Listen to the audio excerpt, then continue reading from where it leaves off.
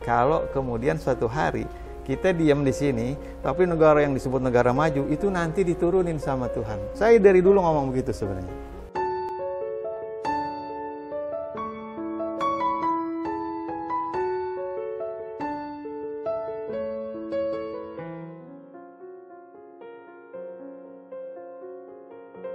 Ya kadang-kadang kan orang tuh suka salah persepsi dengan hati yang fisik, pikirnya kan liver yang ada di dalam hati itu gitu kan Pak. Padahal hati di sini kan sebenarnya yang non fisik ya, yaitu rasa-rasa tadi. Nah tiap manusia kan pasti punya rasa-rasa khawatir, apalagi dengan kondisi kita saat ini COVID yang melanda hampir setahun di negeri kita kan. Tentunya yang biasa keluar, yang biasa mencari, yang biasa sekolah, yang biasa jalan-jalan tiba-tiba terkungkung seperti dikunci sama alam gitu, disuruh merenung gitu kan Pak. Tentunya rasa yang ada di dalam hati ini kan bergejolak, gitu kan Pak.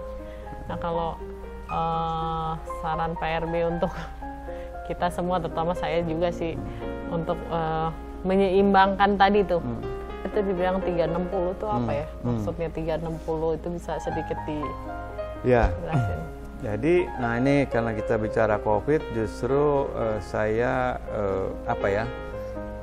ya boleh dibilang bersyukur, iya juga, ya semua juga harus kita syukurin, karena kita jadi bicara hal yang esensi, ya.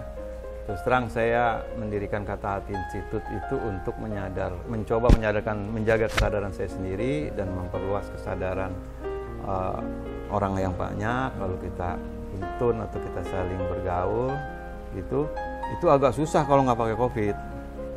Karena kan memang untuk sampai mau ngurusin hati tuh biasanya orang harus kena dulu. Kalau nggak saya nggak ketemu Pak RB nih, tukang nunu nih kalau nggak kena COVID. Itu dia nggak ada channel di catatan Rani nih. Ya, itu dia juga yang saya maksud. Saya juga seneng banget kan dengan COVID ini, akhirnya kita bisa ketemu ya. Itu kan sudah sesuatu. Nah, jadi COVID itu mau ngapain sih sebenarnya? COVID itu mau kita diem, gitu kan?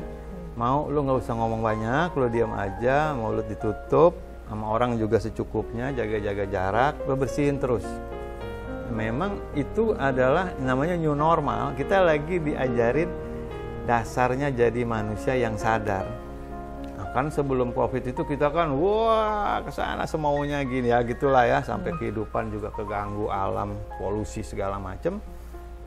Bagi orang yang kebetulan saya juga di dunia pelestarian alam gitu, itu kan udah nangis lah sebenarnya alam. Nah kemudian ke COVID ini datang, itu seperti ngejawab ya.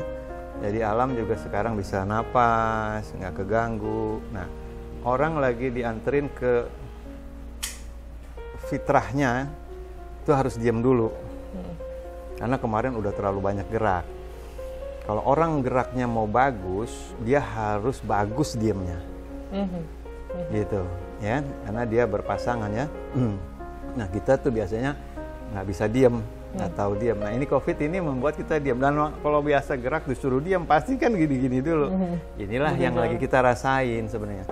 Tapi nanti kalau Allah bilang, lu diam aja deh, nanti udah lu nyerah, lu serahin nama gue, ntar lu lihat kira-kira dari mana rezekinya akan datang. Setelah kamu ikhlas, bahagia, happy di rumah, ngurus anak, ngurusin apa, semua yang kita urusin, yang biasanya kita urusin di luar, akhirnya ngurusin diri, ngurusin hati kayak gini kita ngomong.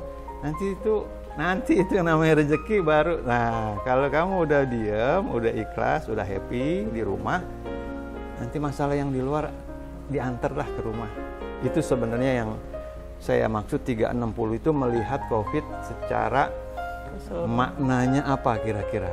Tuhan punya rencana apa. Jadi 360 itu kita bicara tentang hidup itu apa yang kelihatan. Biasanya kita kalau hidup, kalau pakai kepala aja, kita anggap hidup itu yang kelihatan. Ya. Nah, itu baru satu hal. Nah, sebagian hal yang lebih besar itu hidup kita itu nggak kelihatan. Termasuk misalnya rumah ini. Coba kalau kita lihat kan yang kelihatan, yang kita anggap mewah kan yang kelihatan nih. Yang nggak kelihatan apa coba? Yang nggak kelihatan tuh ruang di antara Mbak Rani sama saya. Iya. Ruang antara ini sama itu sama Iya. ini. Coba kalau ruang ini iya. nggak ada, hilang, Ini terus nggak rumah kelihatan. ini apa juga gitu. Makanya bisa lari-lari, kan enaknya punya rumah, bisa ke sana ke sini. Kita bisa ke sana ke sini, itu ada ruang yang nggak kelihatan, tapi nggak pernah kita hargain. Iya. Nafas kita nggak kelihatan, kita nggak hargain gitu kan, dan lain sebagainya. Makanya sekarang yang paling mahal itu nafas misalnya. Nah. Baru orang, aduh nafas gue masih ada nggak nih? Ini karena COVID, semakin orang bisa mensyukuri nafasnya, ruang di rumahnya misalnya kecil pun lama-lama jadi enak, jadi lega. Karena kalau hatinya lega, mah rumah kecil itu jadi lega bisa, memang, gitu kan? Nah itu nanti kembalilah normalnya manusia itu kayak gitu. Nah kemudian hidup jadi bagus. Ya abis ini saya sih optimis banget. Habis ini kita bakal keren hidupnya gitu. Itu 360 karena kita membaca, melihat, dan menghargai yang nggak kelihatan. Dan secara sains, alam semesta ini yang kelihatan dari planet-planet, kalau dihitung, itu cuma 2%. Sisanya antara bumi sama langit sama planet-planet itu kalau mau dihitung, itu kan nggak kelihatan semua tuh. Kalau dijumlahin, itu 98%. Cuma kita menghargai cuma yang kelihatan doang. Akhirnya hidup kita yang 100% ngumplok di situ. Itulah stres. Itu urusan otak. Nah, untuk bisa menghargai ruang yang nggak kelihatan, yang kuantum, itu hati. Wah, gitu. Nah, di situ hati itu kalau orang di penjara, kalau hatinya ikhlas, dia tetap Happy. merdeka namanya kan. Nah, itulah yang kita pelajarin. Kira-kira gitu. Wah ini mah booster banget ya Pak. Kalau kita udah banyak yang pada putus asa nih gara-gara COVID gitu. Mungkin ya sahabat di rumah ya. Kayak kata-kata Pak Nono atau Kang Nono ini tuh sangat menjadi booster nih buat kita semua. Bahwa ke depan itu udah pasti ketika kita sudah berserah, udah pasrah, mungkin Tuhan yang akan bekerja buat diri kita ya. Allah akan bekerja buat diri kita gitu. Nah, hanya untuk sekarang bagaimana kita bisa memasrahkan dan hati yang happy, juga keadaan yang ikhlas gitu kan Kang Nunu. Cuman kan bagaimana nih tips Kang Nunu kepada kita semua nih, teman-teman juga yang mendengar YouTube ini, supaya bisa dalam keadaan itu, ada nggak tips buat Kang Nunu buat kita nih? Ya kalau sebenarnya inget aja sih ya, kalau kita nih yang tadi itu 98% itu sesuatu yang luas yang kita punya, rezeki yang nggak kehitung seperti napas, sahabat kita, saudara kita, dan lain sebagainya ya, burung apa itu dihitung deh gitu ya. Itu yang kita fokusin ke situ. Di rumah yang nggak ada memang banyak, tapi coba kita fokusin sama yang ada gitu ya. Yang ada itu kemudian kita rasain ya.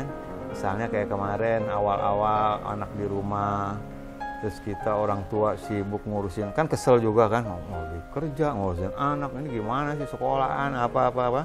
Coba sekarang, menurut saya udah banyak orang tua yang coba sekarang boleh sekolah anaknya atau orang tuanya, jangan deh di rumah aja udah enak.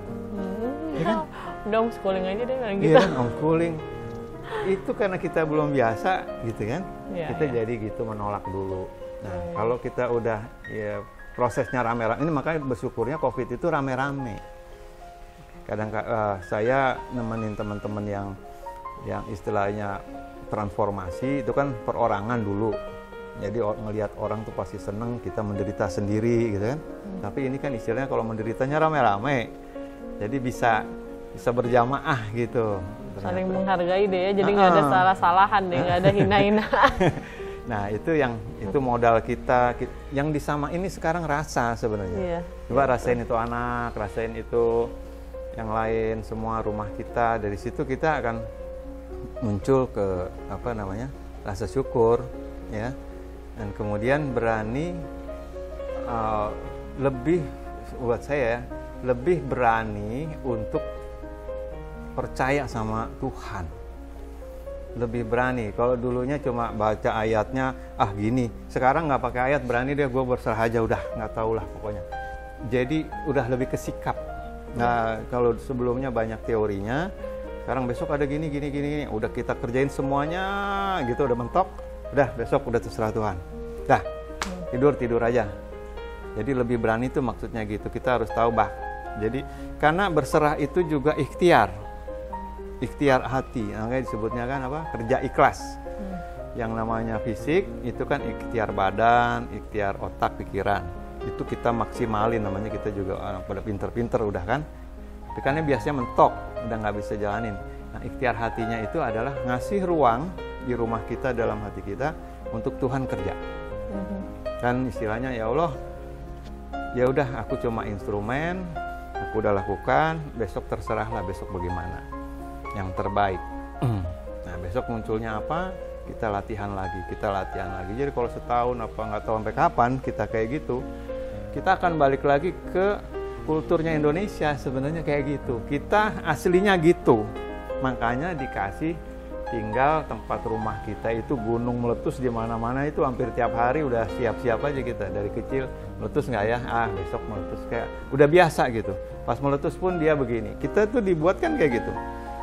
Jadi sebenarnya bangsa kita tuh yang paling ikhlas, karena gunung meletus sama apa, tsunami apa, kita udah biasa di tengahnya. Cuma akibat kemarin apapun sebelumnya kita nggak gitu lagi, maunya kepastian begitu ya kan, target apa. Aslinya orang Indonesia kan gitu aja dan selalu cukup sebenarnya. Nah itu nanti digabung hatinya kita jadi Indonesia lagi, kayak alamnya juga, ya. Terus otaknya udah pinter, namanya udah zaman sekarang kan. Itu kalau digabung, itu seluruh dunia, ya kita berani inilah, berani ngelawan lah, berani eksis. Ya. Nah itu yang dibutuhin sama dunia sekarang.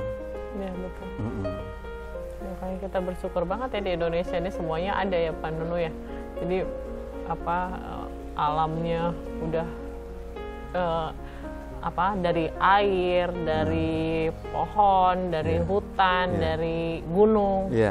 Apa sih yang nggak ada di Indonesia ini kayaknya. Kalau kita berada lepas di hutan juga bisa hidup kok. Dan kita mesti ingat juga kayak yang tadi kita harus nanyanya gini, kayak sering nanya yang kenapa ya saya jadi orang Indonesia, gitu kan? Bukan syukur ya. Ya kenapa ya saya juga kalau di Indonesia, kenapa saya jadi Aceh, kenapa saya jadi Lombok, kenapa saya jadi apa, nanti akan ngerti dan akan berasa, keren juga ya gue Indonesia dan gue orang Flores ternyata, karena kami itu begini, nanti begitu dijadiin satu, wow itu keren banget. Maksud saya gini, saya alamnya aja ya yang komplit itu. Kalau Allah taruh kita di hutan situ, ada sungai, ada laut, itu maksudnya supaya apa kita? Kan gitu. Sifat-sifat Tuhan, sifat-sifat alam ini supaya kita bisa punya. Ya kan? Pohon jati yang kuat, air yang mengalir, angin yang begitu. Kita harus kayak gitu. Tapi belakangan kita karena senang bikin gedung, kita pengen jadi hidup tuh harus kayak gedung gitu. Itu nggak bisa. Ya karena memang kita tuh nggak gitu, makanya kita harus selarasin sama alam. Jadi kayak COVID kayak gini, ya udah ikutin aja. Ya. Pada saat gimana kita bersikap. Nanti kalau bahasanya istilahnya ada tsunami, Indonesia itu orangnya digerakin dari bawah, itu kalau geraknya gitu kayak tsunami. Tapi tsunami kebaikan dari hati, wah itu juga sesuatu lagi. Ya contoh yang kayak sekarang di COVID ini, ya kita tadi makan ini itu ya, kuehnya apa. Buat saya itu udah mulai ada tsunami kecil-kecilan, makanan ini lagi rame gara-gara COVID. Semua yang jualan makanan, semua berkreasi. Itu kalau diolah sedikit, itu kan bentar lagi ekspor, bentar lagi sampai Amerika, sebentar lagi, itu kan tinggal kecerdasan berikutnya aja. Dan itu emang sifat kita. Karena saya juga punya teman, punya apa di mana kondisi itu ternyata nggak sama. Maksudnya Indonesia itu beli punya tetangga, saling menolong, gotong royong. Itu ya Indonesia banget gitu kan. Luar biasa banget. Itu kan keikhlasan yang akhirnya juga tumbuh. Ya. Ikhlas jadi orang Indonesia itu juga sama. Ngapain blok kiri, blok kanan, terima aja juga. Nanti ketemu di tengahnya mau apa sih kita misalnya. Hal-hal gitu, jadi dia sebenarnya kalau ikhlas tuh kemana-mana. Makanya definisi ikhlas tuh kompleks banget, sangat luar biasa ya Pak. Kita dari diri kita sendiri sampai ke masyarakat, negara, mungkin ke seluruh dunia ya, definisi ikhlas itu tuh bisa saling terhubung dengan hati, dengan itu tadi, keikhlasan itu. Keren banget sih Pak Kang Nunu. Ya kalau misalnya andaikan itu setelah COVID terus kesadaran kita bisa muncul gitu ya, seperti yang Kang Nunu bilang, wah indah banget kali ke depan. Ya seperti mungkin gini ya, bola yang dihantam ke bawah, tentu kembali akan lebih luar biasa. Ibaratnya COVID nih kita lagi di. Saya sering ngobrol. Jadi kalau kita ikhlas itu karena kita ikhlas ujungnya adalah Tuhan, Allah. Dan Allah itu nggak kelihatan. Betul? Nah kita harus juga fasih membahas yang nggak kelihatan kalau mau deket sama Allah. Karena Allah itu gaib. Dan hidup ini yang nggak kelihatan kan, yang nggak non-fisik. Yang non-fisik itu kan gaib. Bagi mata, suara itu gaib. Bagi kuping, penglihatan itu, cahaya itu gaib. Gitulah, gaib itu nggak bisa dilihat maksudnya kan. Kita harus merasakan itu, ya. Bahwa orang ini misalnya ngeselin, tapi kalau nggak ada dia nggak seru juga, misalnya. Itu, oh masih ada dari dia, dapat sedikit. Kita kumpulin yang kayak gitu-gitunya. Kita terbiasa mencari yang orang biasanya langsung buang aja gitu kan. Nah kalau kita biasa memikirkan Tuhan, itu artinya memikirkan Tuhan tuh punya rencana apa sih di dalam segala sesuatunya. Itulah kita akan menemukan power.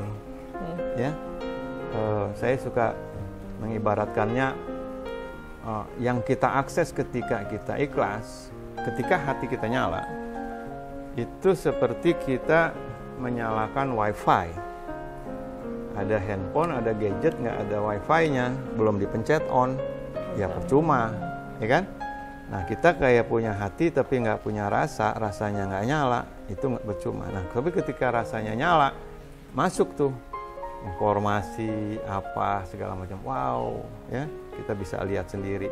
Nah jadi dulu misalnya tentang COVID dan ekonomi, ini ngobrol aja sih. Saya suka ngomong sama kan teman kita kan banyak yang pinter, ada profesor ekonom apa. Saya cuma bilang kalau kemudian suatu hari kita diam di sini, tapi negara yang disebut negara maju itu nanti diturunin sama Tuhan. Saya dari dulu ngomong begitu sebenarnya. Coba deh buka kemungkinan itu. Udah terlihat sekarang. Ternyata ini, saya juga dulu ngomong asal aja. Cuma kan asal tuh karena saya ngerasain. Masa Tuhan kalau kita mau majuin kita caranya cuma kita harus naik. Caranya kita diem, yang lain diturunin, kan kita juga naik sendiri. Nah ini sedang terjadi. Maksudnya teman-teman juga nggak usah kecil hati, aduh nanti saya gimana. Tuhan itu lebih pintar daripada kita.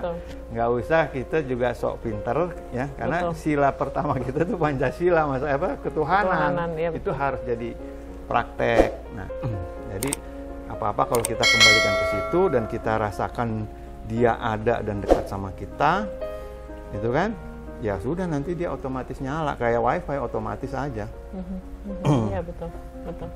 Kadang-kadang seseorang tuh suka kurang menyadari present moment ya, atau saat ini gitu. Karena saat ini kondisi kita semua, kita masih bisa makan, masih bisa bernafas, itu yang kita perlu syukuri. Nafas itu tuh yang kadang-kadang terlupakan. Orang pada ketakutan akan COVID, padahal dirinya dia masih ada nafas, masih sehat. Karena ketakutan, rasa-rasa takut, rasa-rasa itu kan akhirnya memanggil sendiri tuh. Ya, betul. Yang kayak gitu nggak kan Nunu. Makanya mungkin di sini bisa menjadi booster untuk teman-teman yang masih punya rasa-rasa takut, rasa-rasa cemas gitu. Siapa tahu dengan perbincangan ini dengan Kang Nunu bisa ada booster untuk rasa-rasa itu bisa rilis menjadi ikhlas menerima keadaan kita COVID saat ini. Wah luar biasa banget obrolan kita siang hari ini dengan Kang Nunu, lumayan membuat booster yang luar biasa buat diri saya, juga semoga teman-teman bisa mendapatkannya. Ternyata segala sesuatu itu perlu dengan latihan. Mau kita bicara ikhlas, mau kita berbicara bahagia, itu perlu dengan latihan. Obrolan ini bukan untuk menggurui, tapi semoga menjadi manfaat buat sahabat semua di rumah. Oke, sampai jumpa lagi.